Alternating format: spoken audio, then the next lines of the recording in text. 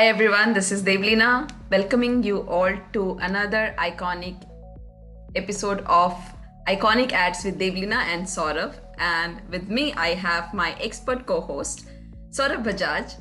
Hi Saurabh. Hi, great to be here again. Welcome to IBB once again. And I am happy to announce our guest for today, Ms. Suman Verma, who is the Chief Marketing Officer at Humdard Laboratories. Hi Suman. Hi, Suman. Hi. And Suman, we are excited to talk about another iconic campaign from you. And before we get into the conversation,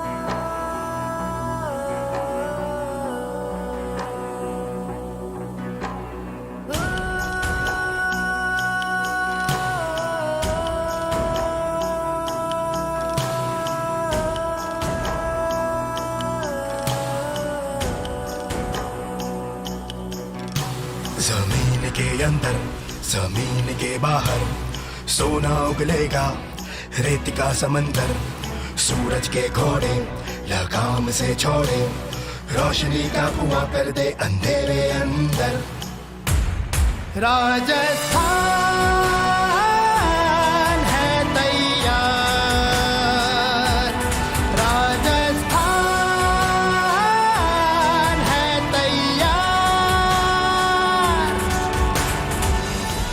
राजा महाराजाओं की धरती पर खड़ी गगनचुंबी इमारतें, कोख में दहकता खजाना, बाहर तरक्की की इबारतें। हाईवे की होती बातें हवा से नॉर्थ वेस्ट से जुड़ता नाता यहाँ से हाईवे की होती बातें हवा से नॉर्थ वेस्ट से जुड़ता नाता यहाँ से माउस की पूंछ कदम ऐसा बिजनेस को शेर बना दे जहाँ से उड़ जा जीत ले बादलों का एवरेस्ट नील गगन के रेगिस्तान में सूरज की छांव में बना ले अब नया घर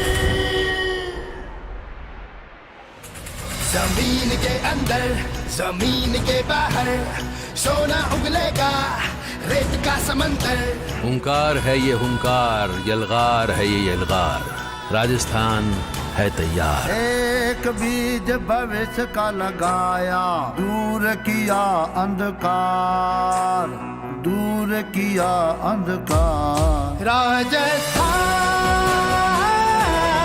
है तैयार राजस्थान है तैयार राजस्थान है तैयार राजस्थान है तैयार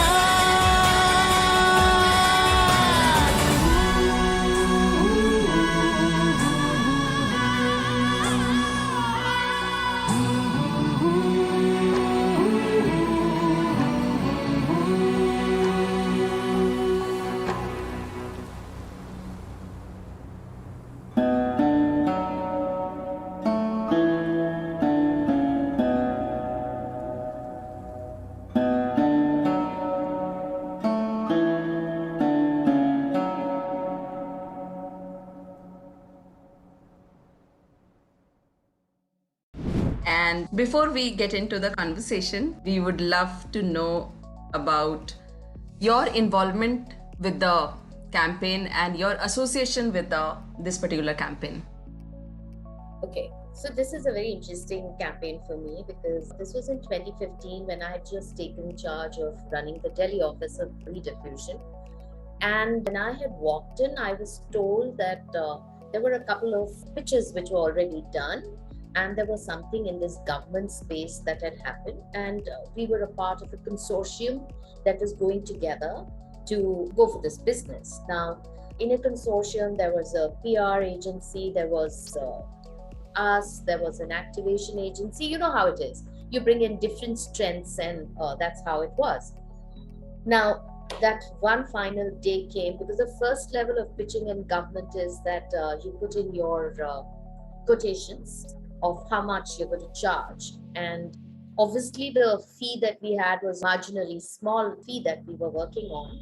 And like I said, that, you know, when your fees are small, you have to pitch to get the best work out. Because when you start getting big fees, you also have clients who are dominating and telling you what is to be done. So a lot of times creativity can take a back seat. So this is how it was. And on one fine day, you know, we were invited to make a presentation to the chief minister, who was Mrs. Vasundhara Raje those days.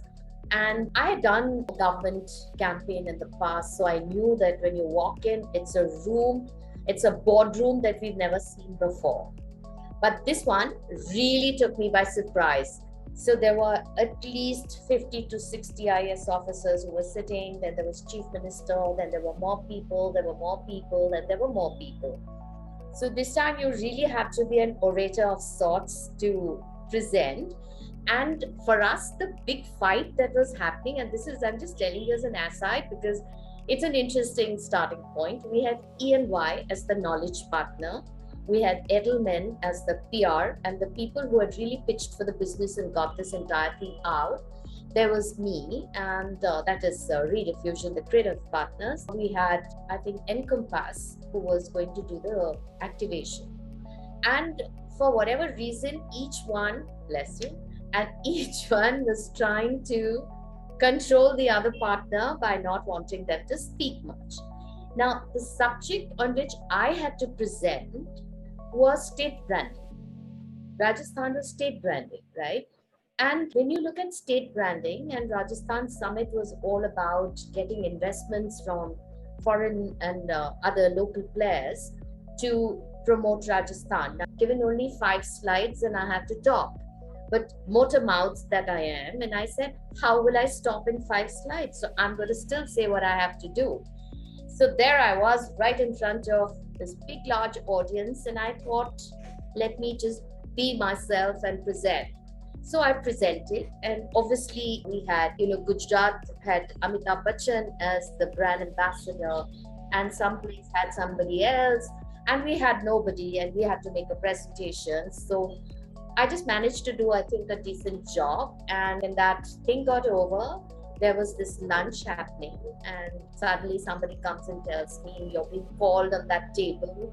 And I said, who is it? So I see it was Mrs. Vasundhara Raje on that table. And she said, come join us, and your presentation was very good. So, for me, that was a very big thing, because, Mrs. Raje is not just a minister.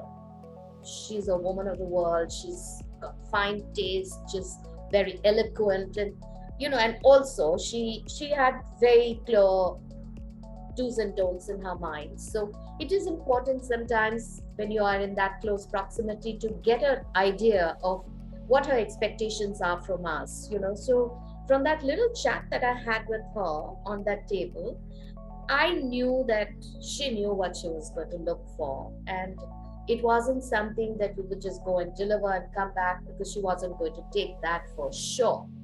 So, this is where the whole journey for us began. Nice. Some of the key takeouts of, what I take out from the piece of creative, right? One is, like you said, Rajasthan hai tayar, right? So I think oftentimes decoding, there is a brief to say that we want to publicize our state and so on and so forth. But, what is that one thing we are trying to say? Often that's the most difficult thing to arrive at, so I think that was something which is quite interesting for me.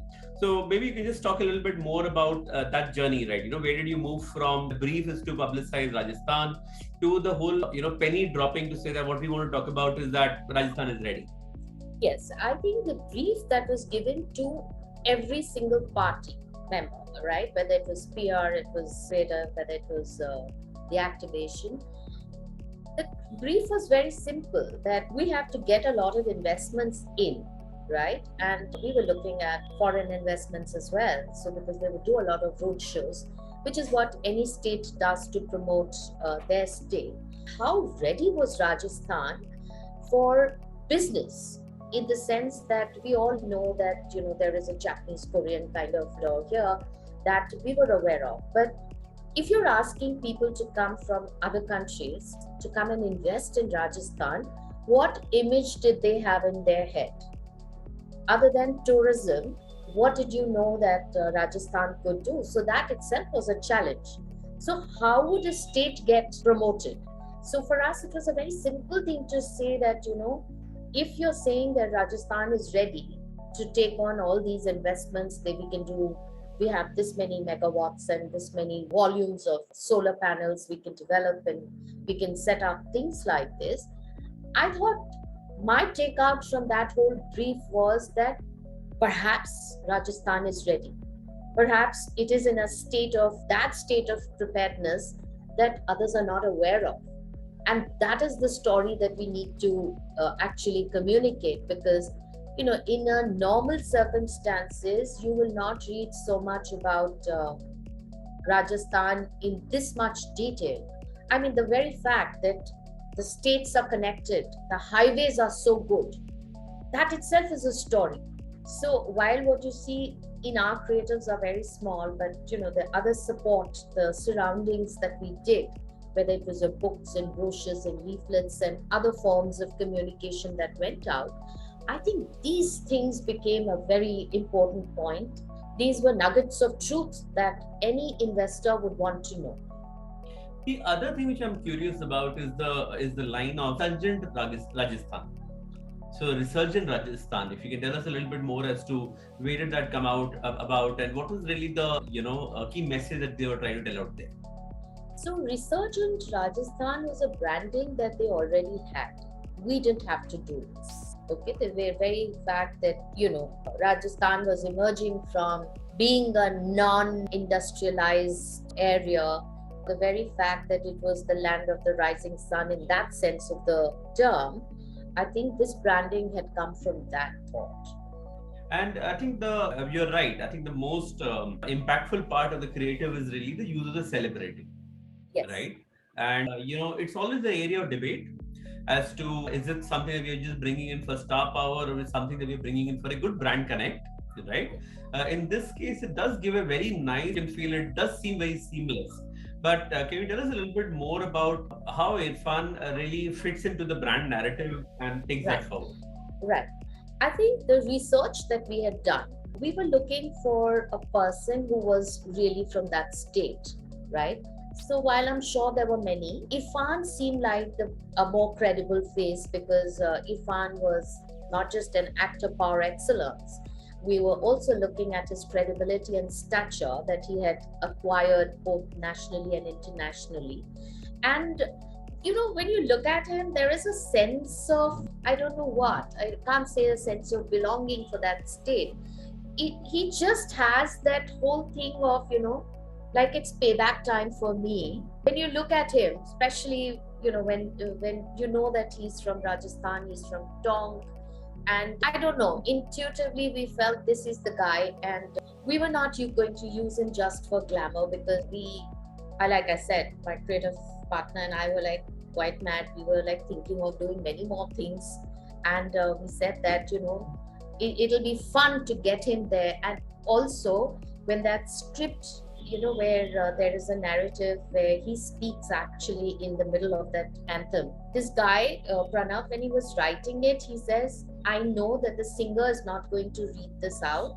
This bit has to be done by Irfan, and there is a certain amount of gravitas. And we were also looking at an actor who had that element of gravitas that Irfan Khan had. Nice. And any stories from the set, anything about the production? There's a lot of CG work which is there inside the film. So anything about that? Was it? So, I'll tell you what. So let me tell you about Irfan while we're at it. So I think the ministry approached him and he didn't take much time and he agreed. Because for him also there was a great sense of pride that while he's an actor and he does so much, but when you it's like somebody telling me, would you want to go back to Calcutta and promote Calcutta? I'd promote Calcutta sitting in Delhi today, right? So there was that. I think everybody has that little thing about the city that they've grown up in. So I remember that when we were shooting in Jaipur, and in that vanity van, Irfan Khan told us that, it just feels a bit strange that it doesn't feel strange that I'm an actor, but it feels strange that I'm sitting here on this street in this time of the day. And he told us that, I would go in my cycle for my tuitions. I would go and give tuitions and I would do this bit. And I lived in Tonk. He told us about his family house and all of that. He had so much of sense of pride in wanting to be associated with this initiative that we were doing for Rajasthan. I think it was incredible, and it showed, it showed on his face while he can be, funny also. But the point is that pride is something that you couldn't hide from his face. So that was incredible. That, when he came onto this project, he was completely gung-ho and he just gave his more than 100%, which I'm sure he does for any of the brands that he works on or worked on. Nice. One of the questions I've been meaning to ask you is, I would define your archetype as a rebel. I don't know whether you agree or not. I agree with you. I agree with you. Otherwise also. But somehow, see, not all rebels are able to evoke that degree of trust, because most of the stories that we hear from you are always about how the client on the other side would have approved or betted on something that they wouldn't have done for any other creative person. So what do you think it is about you that is able to get that to happen? No, but I can tell you one thing. Rebel also means that you have equal number of people hating you and an equal number of people liking you for being a bit gutsy, right? Like I always believe that, so I make enemies quite easily, but my whole thing is that you can hate me as much as you wish to, because my stop is not forever with you, right? But at some stage of your life, you will, in a pulled back state, know that this is something that did you good as well. Because what would Resurgent Rajasthan mean to me other than an experience and a piece of work that was done? But to those who still run Resurgent Rajasthan, these are benchmarks. Because I remember that I think, let me just answer this. I feel that I'm a bit of a rebel because I always feel that if I am in the business of earning money for my company, then I will have to toe the line at some stage, but not without not airing my views. But if I'm not even earning money for myself, then I have to earn reputation for myself. So let's be very clear right from the start. So, the career partner with whom you work, that degree of rebelliousness also gets compounded when the other person is equally mad. So in my case, Pranav and I have worked together quite a bit, and he's also a rebel, and in that sense that he can work for no money. You can tell him that, you have to work all night and you have to deliver something to me at 6 a.m. It will be in your inbox. I want to do this. He will add value to what you want to do. So it sort of complements that madness, that zaniness with which you're going. And we were very clear by the time we had done 2 films. We had presented the script, and the way we narrated the script to Mrs. Raji, and she would say, go ahead, make it. I gathered enough courage one day and I told her, I said, ma'am, this would be one campaign that should win us all awards that we're looking at. And as an agency person, if you're not even hungry for awards, then what are you here for? Felt like telling her, sorry, we are making no money in this, but might as well be known for what we've done. So this is how it was. So my rebelliousness always came like that if I'm not earning money, then I want that person to help us deliver good work. I believe that the finest marketing work always happens when the client and the creative person are able to drink together. And believe you me, even in today's world, it's so difficult to make that to happen. There are layers within layers, and it is Really frustrating. And and those layers can be on the client side and they can be at the agency side. At the both True. places, the creator and the person who's given the brief are separated with such a large distance, and it is so Yes. stupid, because that's where the best possible work gets diluted. But I'll tell you one thing. I mean, I don't want to mention any names, but because of being in an agency for such a long time, I have spent more than 27 years in ad agency. I never found people when they were briefing us, something they said which was what we didn't know. It's always what you don't know is that thing that creates that intrigue. If you tell me that a camel pencil is a camel pencil, when you sharpen it, it's going to be pointed and it's going to be nice, well, it's just a pencil then, right? But even if you said that when you sharpen it and the rings that will come out will always come in circular thing, it triggers off a different spark in your head, right? So I always felt that people who can brief you differently, you will always get work which is different.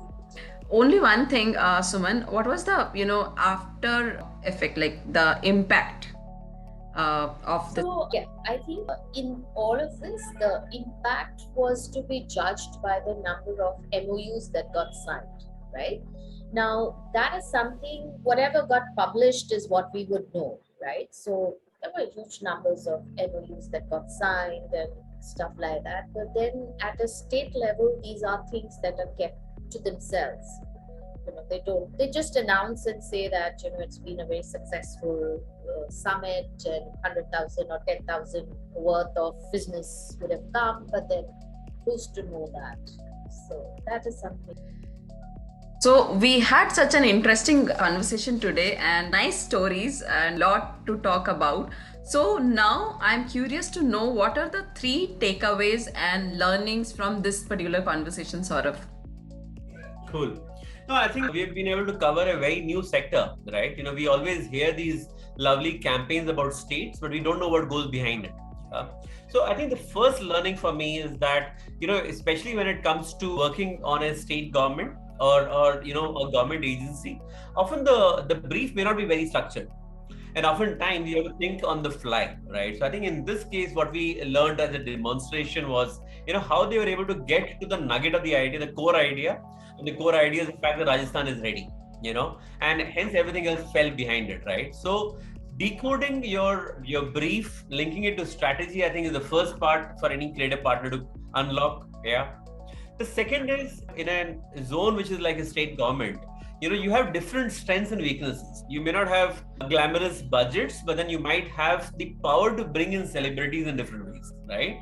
And I think how the agency was able to unlock Irfan through the strength of their ecosystem was pretty interesting for me. Yeah.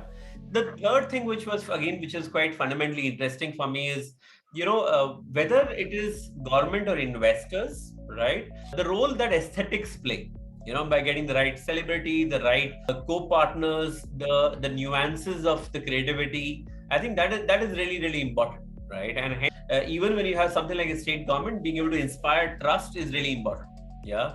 So just to summarize, one, you have to unlock the brief. Unlocking the brief, coming up with the core idea is typically the most important thing. Mm-hmm. Leverage the power of your ecosystem to bring in different engaging elements. Mm-hmm. And finally, of aesthetics to ensure that whatever piece of creativity that you create is really impactful. I think for me, these are the top 3 takeaways for this conversation.